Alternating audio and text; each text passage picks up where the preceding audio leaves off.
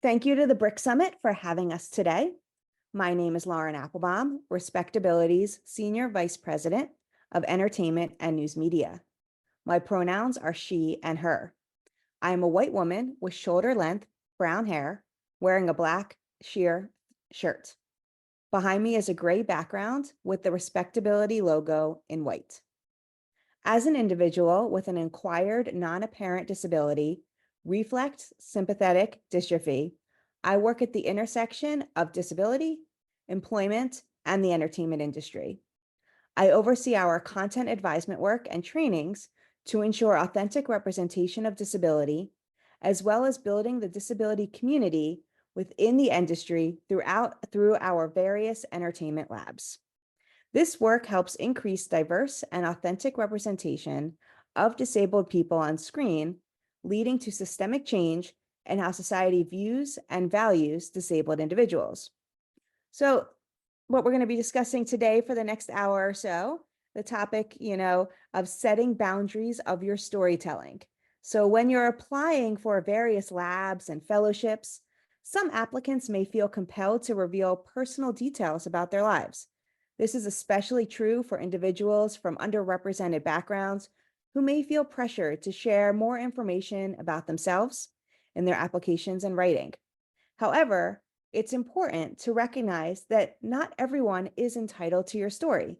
In this panel discussion, you'll have the opportunity to learn from a group of individual experts on how to share some personal details about yourself in a way that feels comfortable without feeling the need to disclose everything about your background.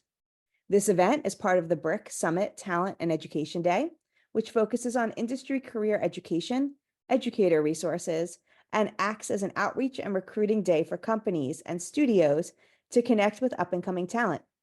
This Respectability-hosted panel includes ASL interpreters and live captioning. I'm going to introduce our panelists now.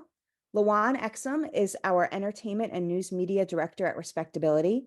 He has worked in the industry for more than 30 years, from XM Radio to Sony Pictures Television and 20th Century Fox Studios, working in marketing, legal, and content creation for shows such as Breaking Bad, Empire, and This Is Us.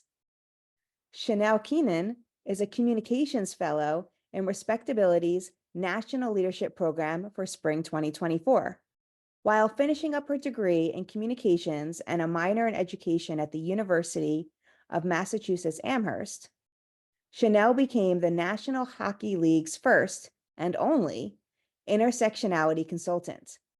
Using her lived experience as a disabled woman of color, she was able to help the Seattle Kraken, specifically, prioritize diversity and disability inclusion at the fan and corporate level. Stephen McCoy is an award-winning journalist, an inspiring change maker, and a sought-after writer and speaker. In 2022, he was recognized as the world's first Black deaf-blind journalist. Stephen brought his passion for the arts to the many red carpet events he has covered, and his personality shines through on his lively podcast called Sessions with Stephen, which regularly features personal interviews with media and public figures. Stephen was recently diagnosed with Usher syndrome, a debilitating disease that impacts his hearing and sight. After making peace with the diagnosis, he decided to advocate for the deaf and blind community and share his message of resilience and hope. So thank you to all of our panelists. We're going to start with Lawon. Lawon, you have had a 30-plus year career, with this topic of setting boundaries of your storytelling and what you share when. How has your perspective changed over this time in regards to how you share your story? For me, having so many years in the industry, I changed with the times. It seems like it's a very safe space now to be able to be yourself in this industry right now. When I started out in the industry, people hid things about themselves, and we hid them for reasons that I believe, being judged or just not knowing if you will be able to succeed if you communicate things that may be different from you. So for me, I feel like it's maybe be more authentic. Um, I'm more vulnerable to share my story more than ever now, due to the fact I know for a fact that my story will be able to change or help other people. So I feel like it's been good for me as far as my span of being in the entertainment industry, that being my authentic self, that's what's changed me to be very vulnerable to share my story. Thank you. I feel like we'll probably hear that a bit today. People feeling more comfortable to be vulnerable as time goes on. For those of you who might be here where you're looking for your first job, I could understand it might be much more difficult to do so. As Lawon has, we've shared, has been working in this industry for many years. And I think that is something that also comes with time. And also as the world changes of people being more accepting of others that don't necessarily look like ourselves. Chanel, most of your career has been navigating marketing yourself within the sports industry. You've mentioned that it can be hard to balance identity and self-worth while doing this work. What advice do you have for others that are battling this as well? I think kind of what Lawon was saying is something that I try to do in my daily life, which is to take power in what I have and the differences that I am. Because I think for the longest time, I would try to make other people comfortable in the spaces that I would enter. And so now I kind of look at it as a superpower of sorts. I don't really think of it from like a inspirational perspective of, trying to make people feel better about themselves because of how I'm living my life as myself, but more so of like entering a space, making a space for myself and not being afraid to share who I am. And because at this point in my life and for what I do, which is advocating for myself and the disabled community in fan spaces, I think that is my best asset in those places. So a lot of the times I had no idea what I wanted to do with my life. I think now that I know a little bit closer every day of what I want to do, it really hinges upon my own self confidence and self worth as a disabled person. So I kind of take that into the spaces that I enter. Excellent. Yes, I'm hearing, the more that you learn about what it is that you want to do yourself and what your goals are, the more it becomes comfortable of knowing what it is to share about yourself. Because, based on, your career and other goals. Stephen, your bio includes that you are the world's first Black deafblind journalist. This clearly identifies you as a member of multiple underrepresented communities. How do you decide when to share details about this versus not? I think that's a great question. I mean, just going back to my past as someone who's always hidden my disability. So now I'm just in the space of I own who I am completely. So I don't actually decipher that, like that time of, okay, should I tell this person this or that? I just go with it. I naturally, I come as I am. I don't feel when I walk in a room per se that I have to let everyone know, like, hey, I'm actually deafblind here.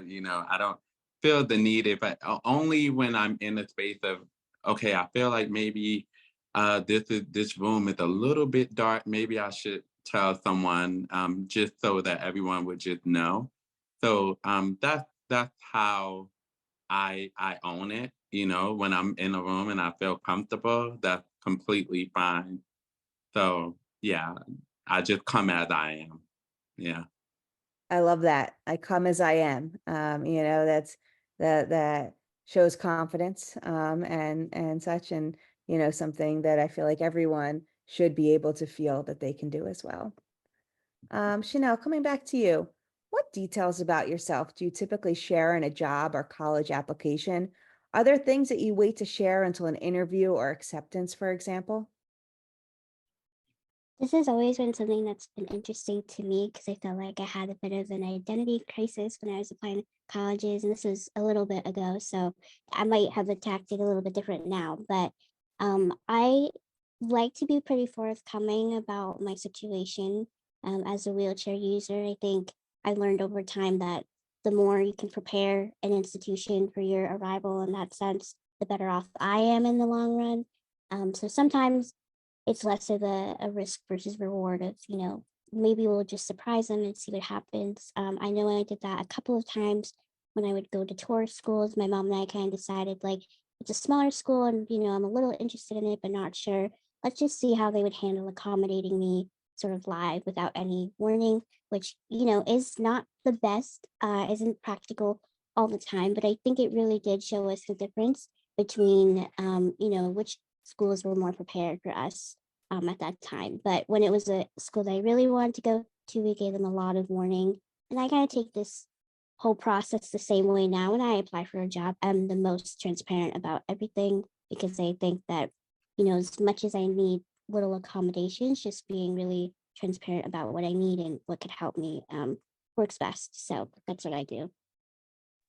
Thank you. Yes, in a case of having, a very visible disability for when you show up and needing to ensure you can physically get into spaces, learning that over time of kind of sharing ahead of time, hopefully enables an organization, a college campus, a job site to ensure accessibility. And you definitely will learn a lot when, even with giving a warning, if no one kind of prepares for your arrival and such. And we'll delve into a little bit more in a bit of like how it really feels to have to like share those details and such. Stephen and Chanel, both of you are fellows with Respectability, which is a disability-led organization. Did that impact you at all in deciding what to include about your disability in your application with us in comparison to, example, like non-disability organizations? Who would like to? I think for me, I would say it most certainly made me feel more comfortable. I always express my disability in any form of application. However, I do feel that since this is disability led, of course, I'm most certainly very open to expressing what my disability is, what am I doing in the community as far as making those changes in the community. So for me, it made me a lot more comfortable for sure, because I know this is a place that creates that space of diversity, equity, inclusion, accessibility, and belonging. So I felt 100% comfortable. Yes, similarly for me, I think on like the written portion of my application, I divulged a little more information about myself and my disability. But when we had the interview, I felt this sense of like comfort knowing that I was in a space that I wasn't the only person with a disability. So I felt like some of the stuff that I usually prepare when it's not in that setting, kind of being overly cautious or overly educational or something to assume that people might not know or resonate with what I'm saying. So I had this like level of comfort and not having to exhaust myself in a sense of like, saying the same sort of script and thing that I would say to another organization. And also just feeling the same comfort and accommodations and what that would look like for me. I didn't feel like I was being a problem or being extra in a way that I might in a normal or non-disability led company setting.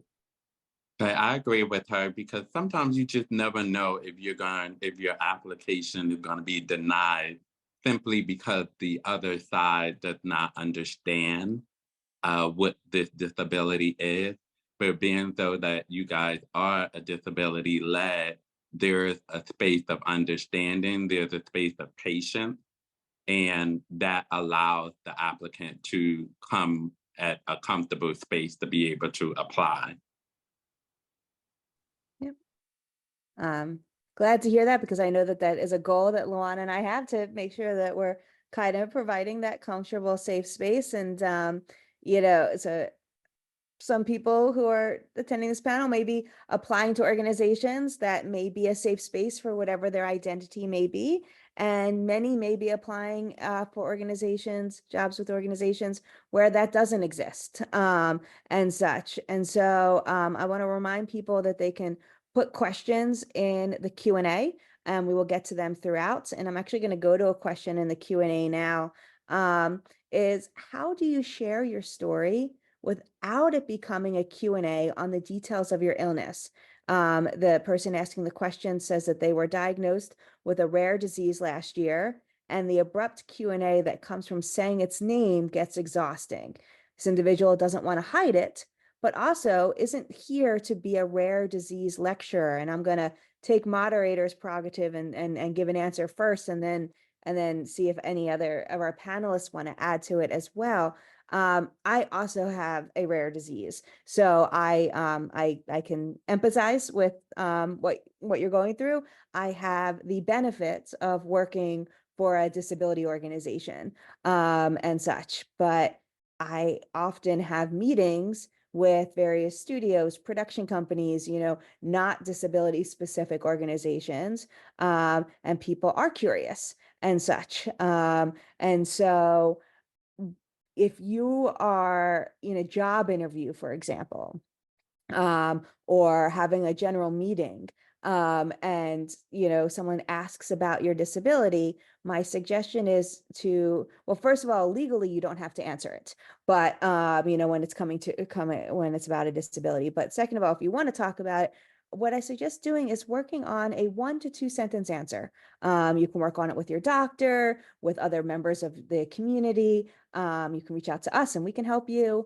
And so you have something that you feel really confident in answering, and then say, and if you want to learn more, I'd be glad to send you resources, because that way, if someone, wants to know more and says, oh, I would love that, you can follow up via email, for example, and say, oh, hey, this is an organization that, covers my, my disability, my rare disease, and such. And then it allows that other individual to spend the time to learn, because you're right, it's not your job to have to answer every single question about your disability.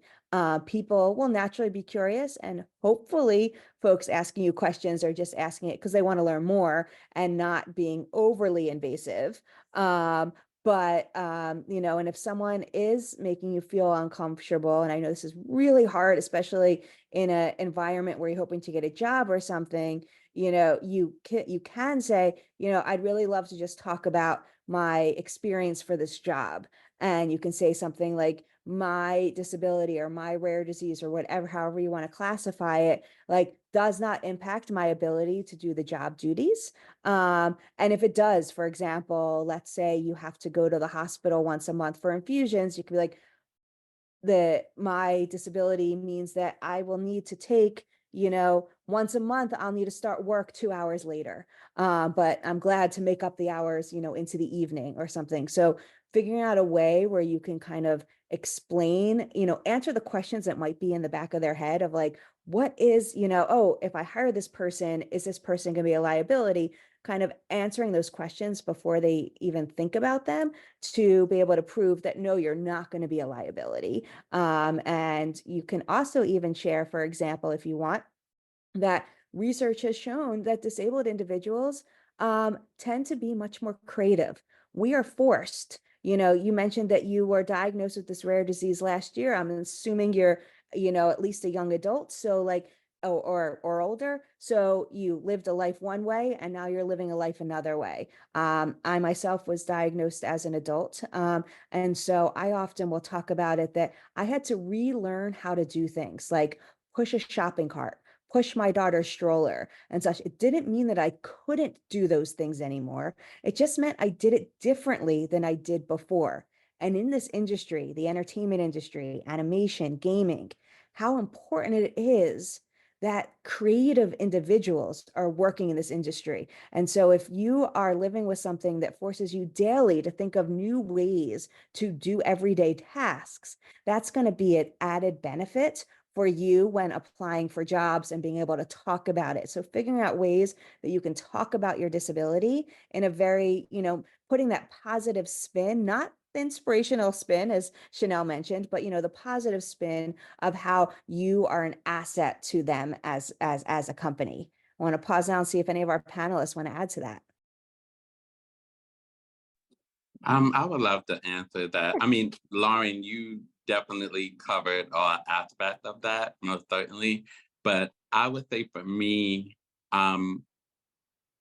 I like to actually explain my disability. I would encourage whoever that I understand sometimes there are times where you don't feel like explaining yourself, and you don't have to. That is your right.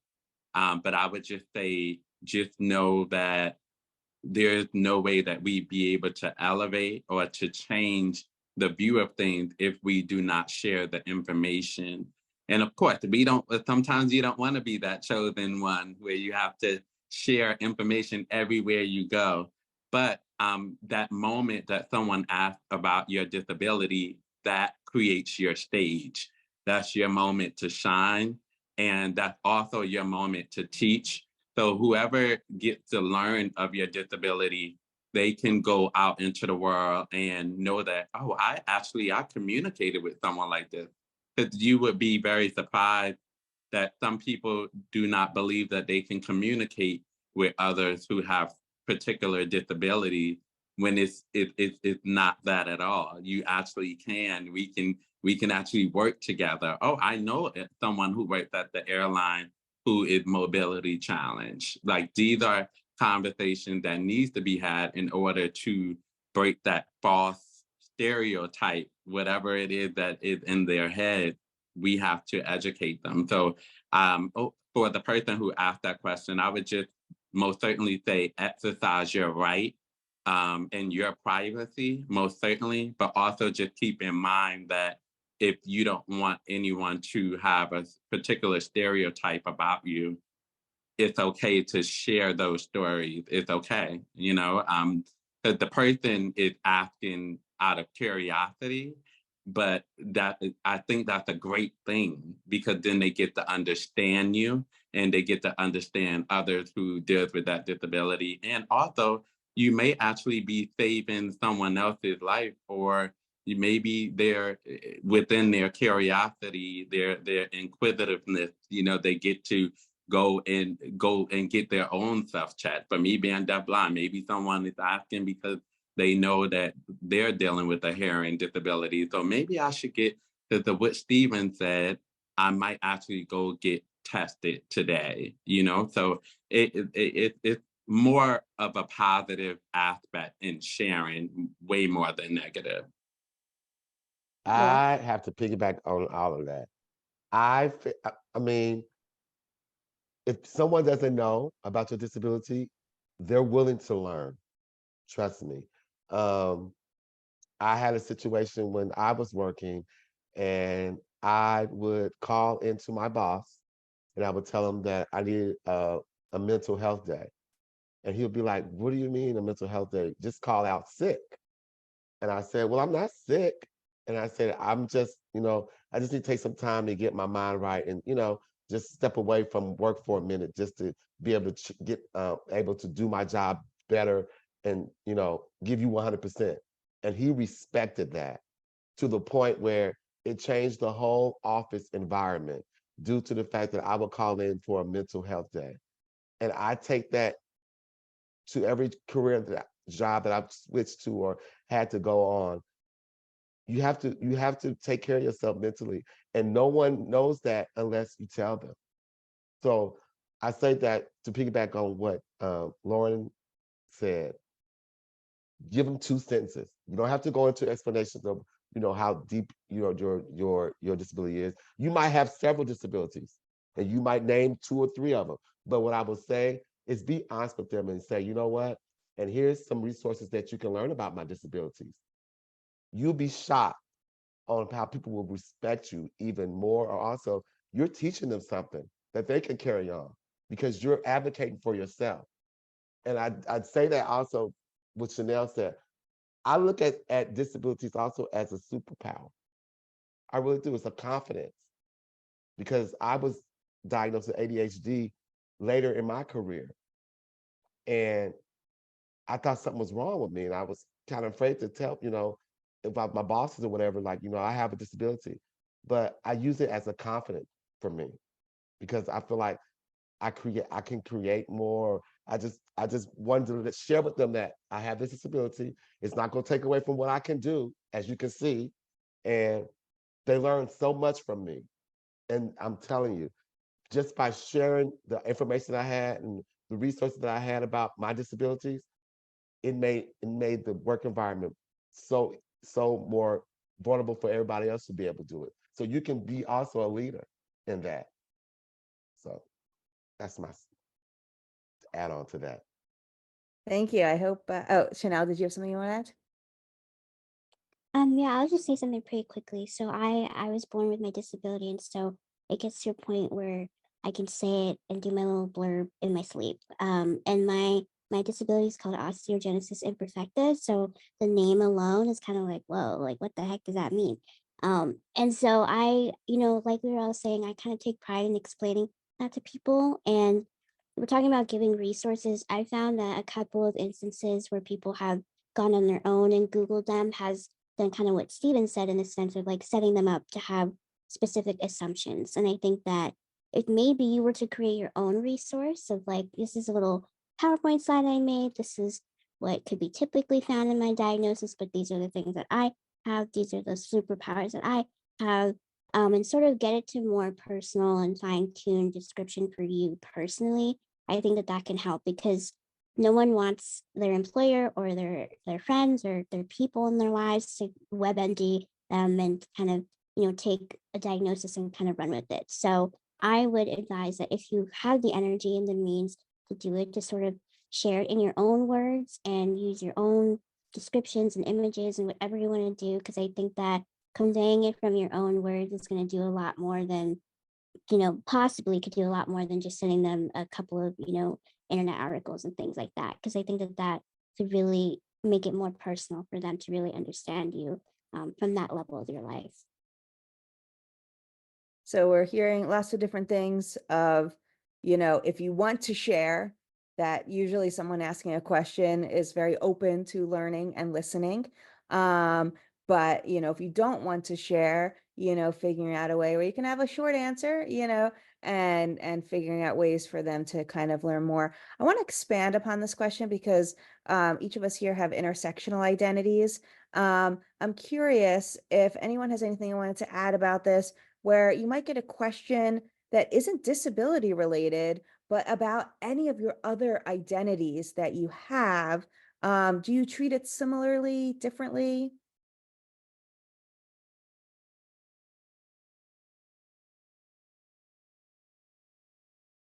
I I sprung this on them. I would have to say I would have to go back to what Steven said. What you see is what you get. Mhm. You can judge me, you can try. I just feel like again, what you see is what you get. So when I start to, talk about myself or what have you, it just comes out in conversation of, me being a Black gay man or what have. I mean, I don't know. It's just natural. I mean, it's just, it doesn't even come. Me being me. I guess that's all I can say. I mean, I don't know. I don't try to. No. I just feel like when you are being your true authentic self, because like I feel like now this industry is more accepting of who you are, your identity, your gender, what have you. And I feel like it comes with meeting someone, meeting an individual, you know? So I don't, no, I don't, that's just my view on it. I don't, no. Who you meet is who you meet. Yeah. Okay, we have another question about, and Lawon, I think you referenced this a bit too, but this is open to anyone who wants to answer. If you're having an interview and prompted to talk about your disabilities, what should you do if you have literally a dozen disabilities, but you don't want to scare the interviewer away? Should you only mention 2 or 3 of them? Now, my advice as someone who is disabled myself, who hires a lot of people, who does a lot of interviews, would, unless if you know the person you're interviewing with like is knowledgeable about disability, is yes, you can just, you don't, giving a laundry list would not be helpful. And so kind of sharing a bit about 1 or 2 of your disabilities. Now granted, if you want to talk about more, you may, none of us are going to tell you can't, but where it will become important is once you get hired. So once you get hired for a position, you still don't have to disclose what all of your disabilities are.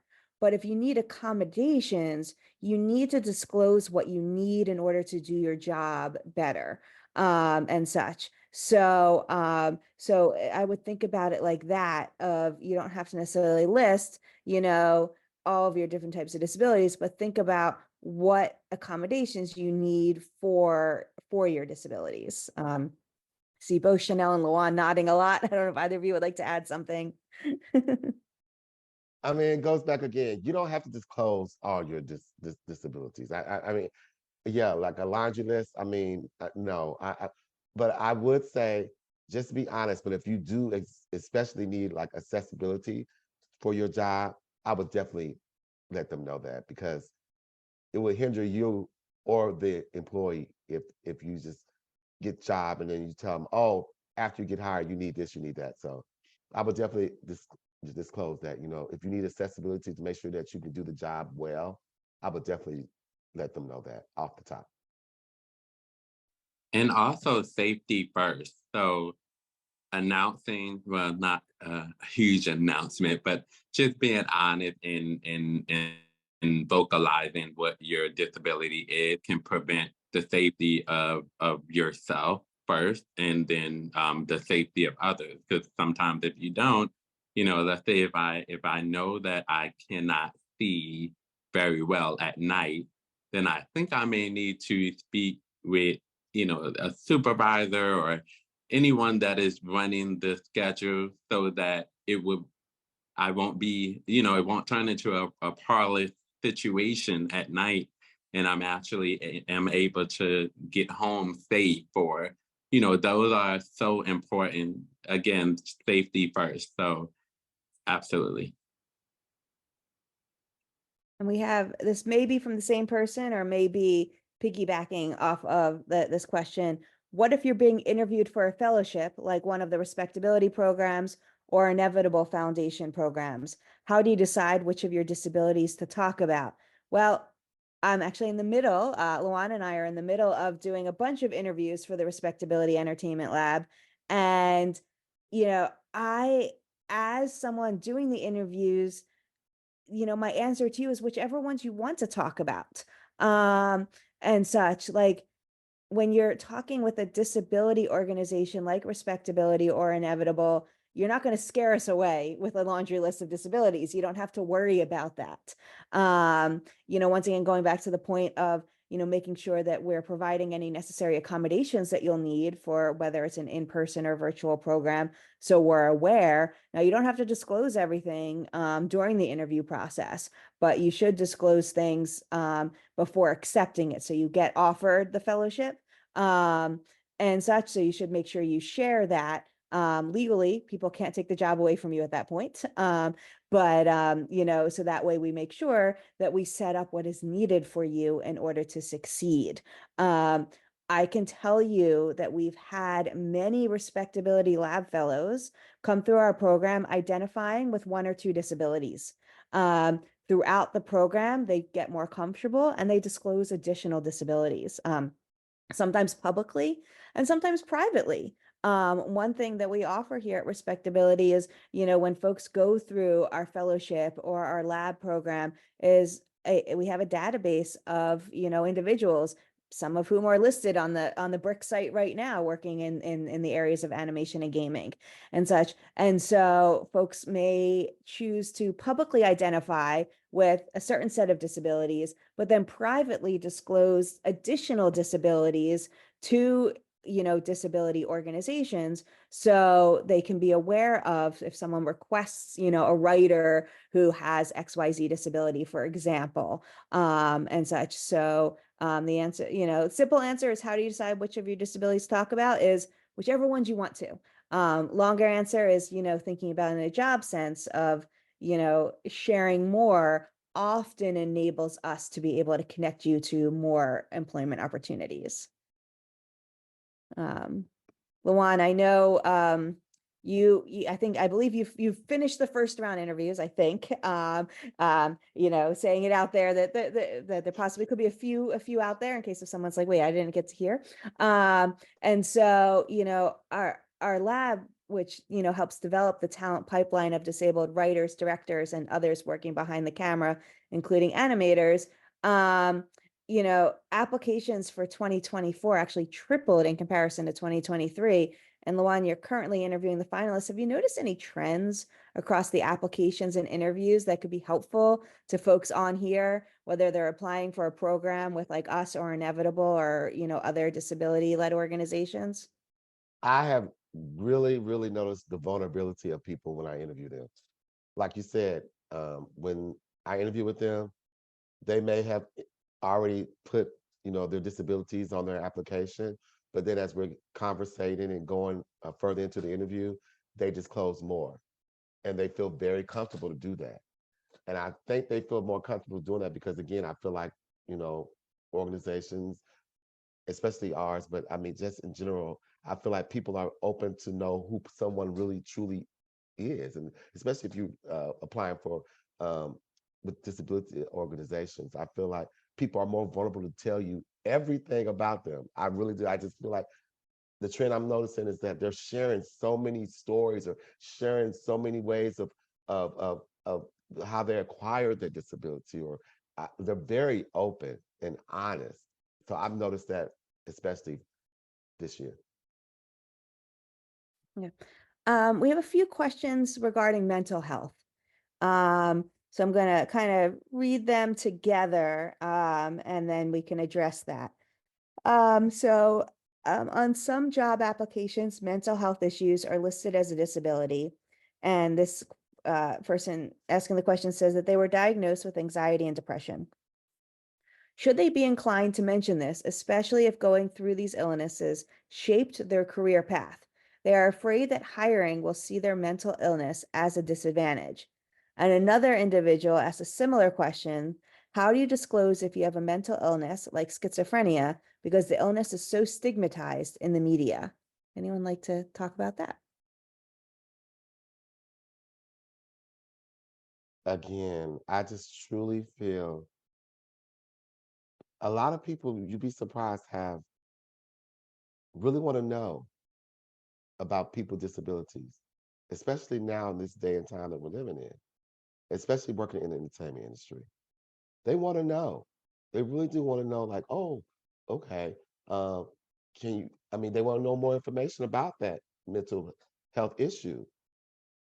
I mean, when again, I have to piggyback on, I have had a 30-year career in this industry. And when I talked about mental health, that was 17 years ago. So I feel it's very open now to talk about mental health now, more than it was when I even attempted to do it. I feel like, I felt like I could have lost my job when I was like calling them to tell I had a mental health. I think I said, oh, he's not capable of doing his job anymore. But they didn't do that. So I just feel like now companies are more willing to listen and hear about your mental health issues. So I would say, be open about it. You'd be surprised. I mean, I, you'll be surprised of how many people want to know about people's mental health issues. And just reiterating that you don't have to disclose what mental health disability you have. Because, as the second questioner, pointed out, schizophrenia is much more stigmatized, for example, than anxiety or depression. We're getting to a point, not everywhere, but getting to a point that many in the world, are seeing anxiety and depression being normalized. But some mental health conditions, not as much. And so hopefully we'll get to a point where all are kind of considered as, just part of society. But you don't have to disclose specifics about your disability. You only need to ask about what accommodations you need. So, it's important to kind of think of it from that sense. If you don't want to actually disclose what your disability is, it is your choice as an individual to disclose or not. And just because you disclosed to your immediate supervisor does not mean you need to disclose to your colleagues at your level, for example, and such. And so conversations, HR conversations like that are supposed to be kept, private and such. So, I think it's interesting going back to the main topic of this panel is disclosing your story. So some of this is, in an interview and such, but some of this could also be in your application materials. Many folks on here are writers, are animators and such. So, also thinking about it, like, do you include disability, including mental health, in your script samples, in your animation, and such? And oftentimes I can tell you from anecdotal experience that if you're pitching a project, it is helpful when you disclose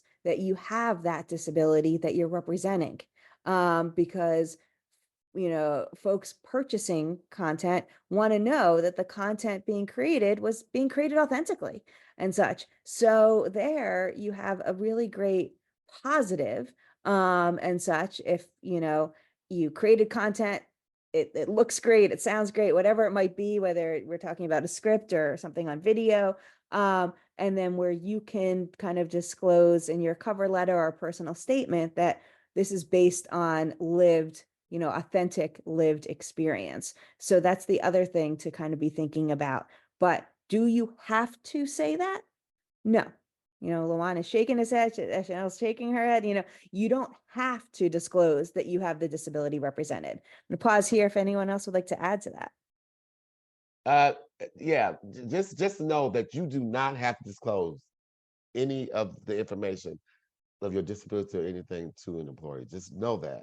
But if you just generally, I have some mental health issues, and if they might ask, well, what type?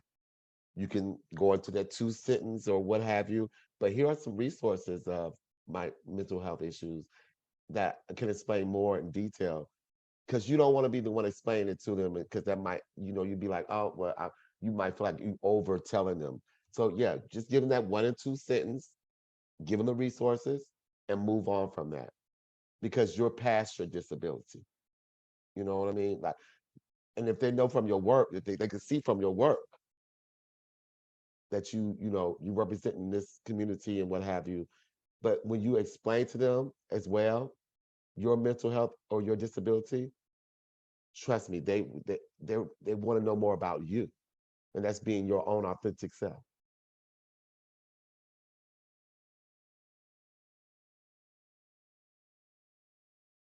Excellent, thank you.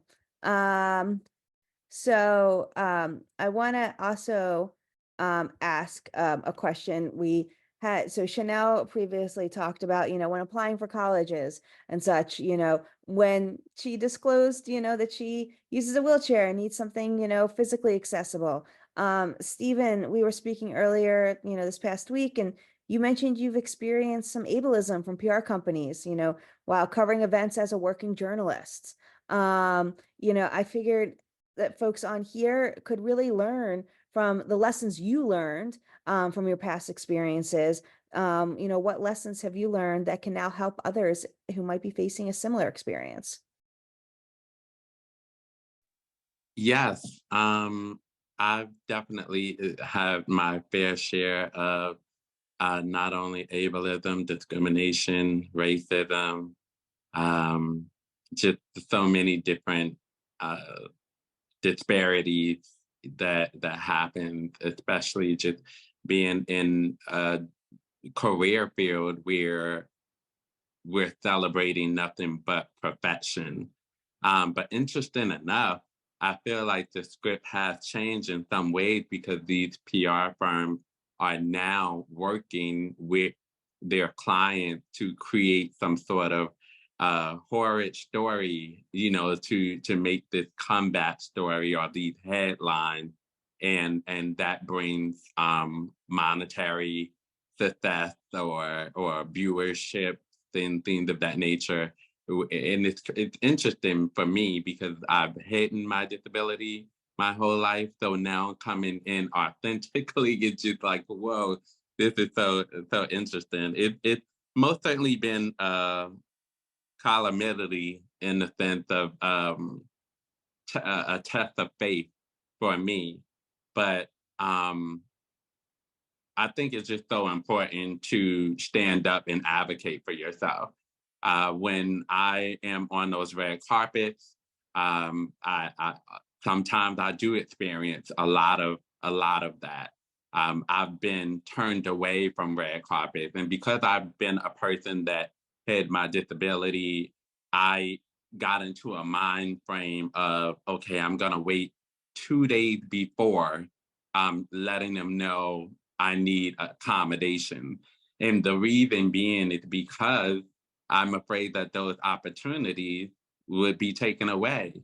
And that happened to me 2 years ago. There was an award show in my hometown where I felt like I was going to be completely embraced and celebrated. As that particular year, I made history, the world's first Black deafblind journalist. But still learning more about my disability in that time frame and still carrying those past traumas to that day and waiting to ask for those accommodations. I had my hotel booked, the award show, they booked my hotel, everything was set. I asked for accommodations, and I was informed that my name was similar to someone else's, and that I got the phone call and I was told that my credentials would be revoked and to don't come. I've tried to fight this matter litigiously, and they were deemed too powerful. So instead, I just said, you know what, I'm going to wash off my hands. I'm going to put a smile on my face. I'm going to stand 10 times stronger and make sure that this never happens ever again. I've been building a lot of great relationships with my politicians, the senators, the legislators. I'm actually will be packing my bags right after this to head to DC.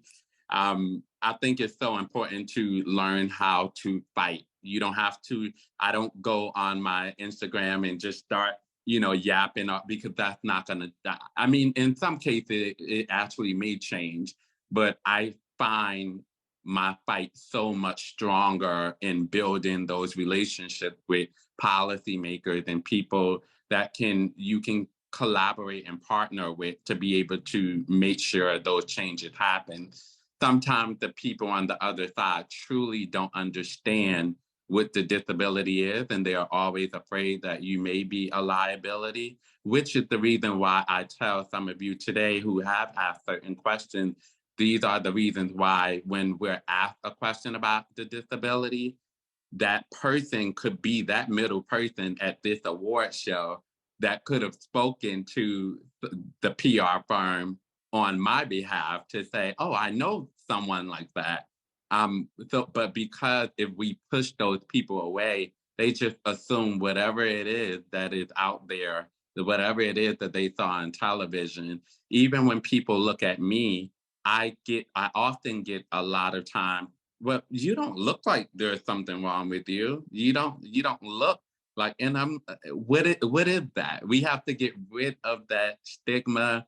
We have to get rid of whatever it is that television is telling you to do, which is why we're here essentially working on different projects, media consultant projects. I think this is a beautiful time because we're essentially changing the game. We're changing the way that children are looking at animation film and seeing those signs, those accessible signs in the background that they see their grandparent, their younger brother, because it's all ages, it's all color. We are a representation of the world. And I think it's so important to, again, speak out, speak up, and show up. So. Thank you. Speak out, show up. Yep. All those things very, very important. And I think something, a lesson learned as well, both hearing from Chanel and Stephen that, yes, if you don't necessarily, put it in your application, that's okay. And such, because you should get into college, you should get be able to get your spot on the red carpet, as a working journalist based on your skills and your application, regardless of your disability or any other identity aspect. But once you get the opportunity to notify them, for example, we have ASL interpreters here on this webinar, and best practice is to request ASL interpreters at least 2 weeks beforehand. Respectability has a practice of having ASL interpreters on events like this, even if it's not requested, because folks may watch recording and such.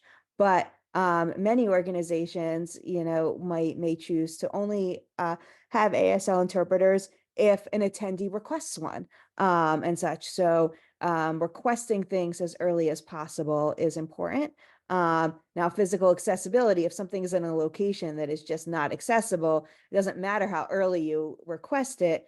But I've definitely seen people change events where they were on like a 2-story, they were going to be upstairs and there was no elevator, and they moved things downstairs. I was at I've kind of had a few different experiences at Sundance this year, and one was attending an event where it was exactly that, on 2 stories. There was no elevator and such.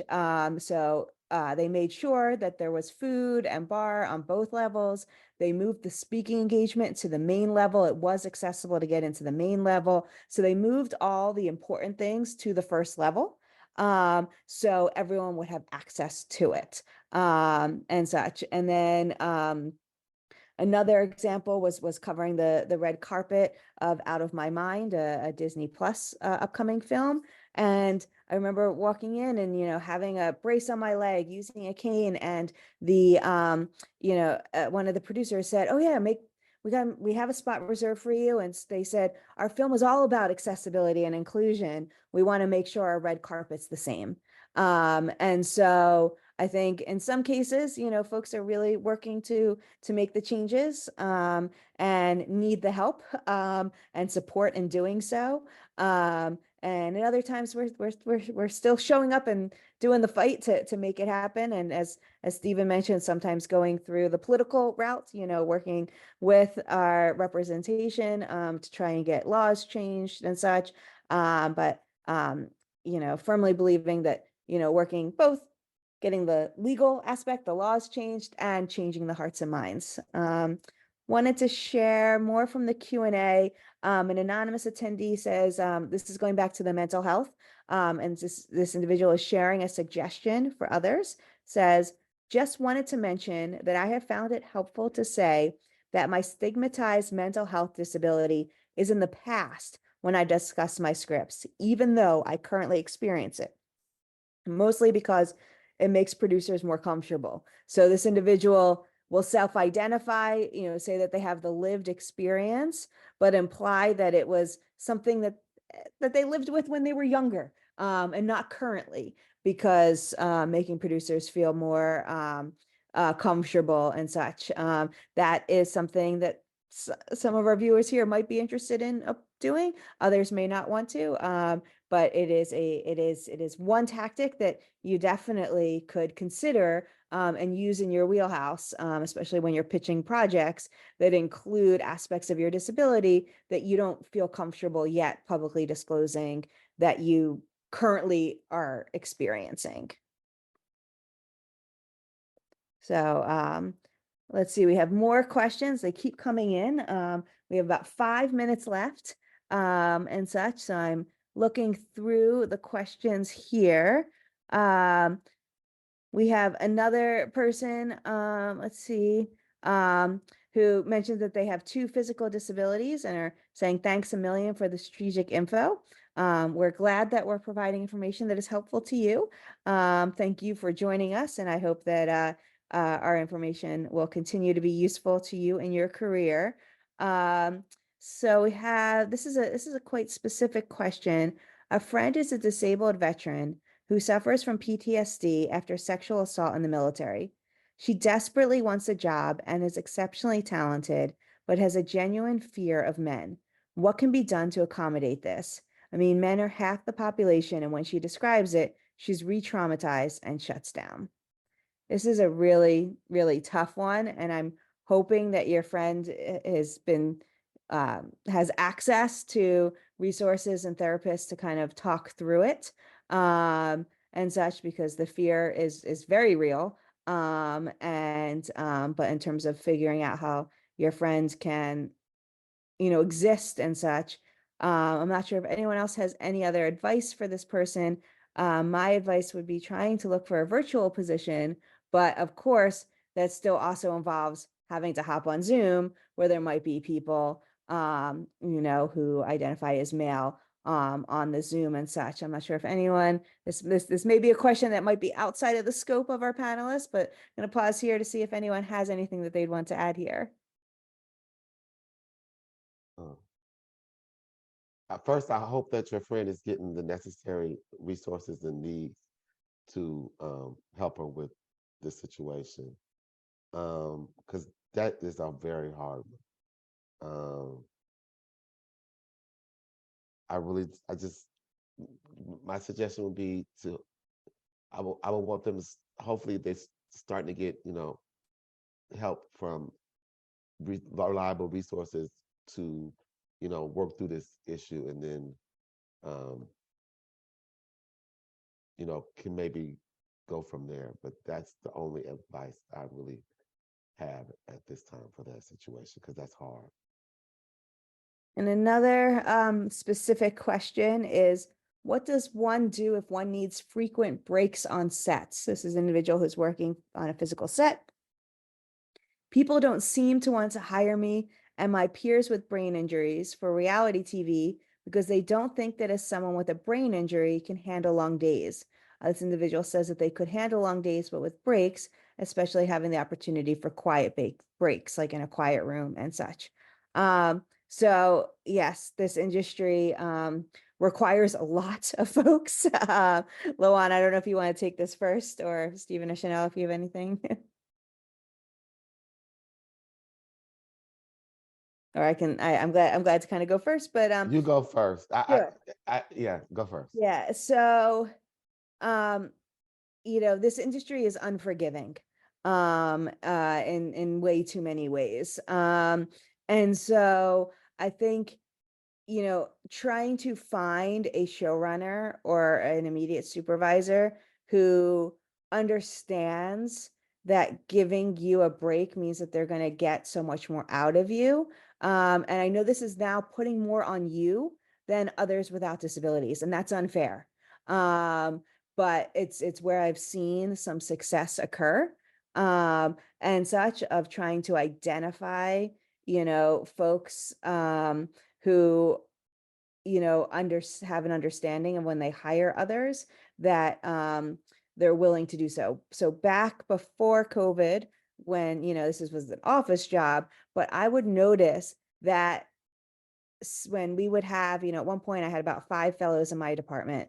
And if I would expect someone to work from 9 a.m. to 12 p.m. without a break, they would do really, really great for 1 or 2 hours. And then their productivity would really just dip. And this is a different, disability than brain injury, but, could be ADHD or something like that. And if I were to mandate, so at one point I started, saying we needed to have breaks. And if one person needed it, that meant all the fellows had access to it, because tried to be as equitable as possible, of saying, all right, instead of working for 3 hours and then taking an hour for lunch, why don't you work from 9 to 9:50, take a 10-minute break, 10 to 10:50, take a 10-minute break, 11 to 11:50, take a 10-minute break. Yes, did I technically lose 30 minutes of work time from them? Yes, but their productivity in the other amount of time was so much greater that it made up for it. So obviously on set, it's a little bit different, because you may not be able to take a break at a certain time, but being able to have an open communication with your supervisor, I think, would be really helpful. I would chime in and say the open communication of having the accessibility of what you need to have to be successful at that job.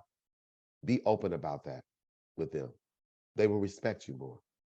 You don't have to hide that. That's one thing I would tell anyone, be open about the accessibility that you need to be successful on that show. Because you're gonna be 100% with them in the long haul, because they give you accessibility to make sure that you can do the job and setting you up for success. So be open about that with the people on the show that you're working with. That's the advice I would give you. We are unfortunately at time. I know more questions keep coming in. If you wanted to reach out to any of our panelists, you can send a note to info@respectability.org, and we'd be glad to connect you if you wanted to learn more. I really want to just thank Lawon, Chanel, and Stephen for a really enlightening conversation. I can't wait to see, especially with our fellows, Chanel and Stephen, like all the successes that you continue to do and such. But we just want to thank everyone for spending a little bit of their afternoon with us. Thank you, everyone.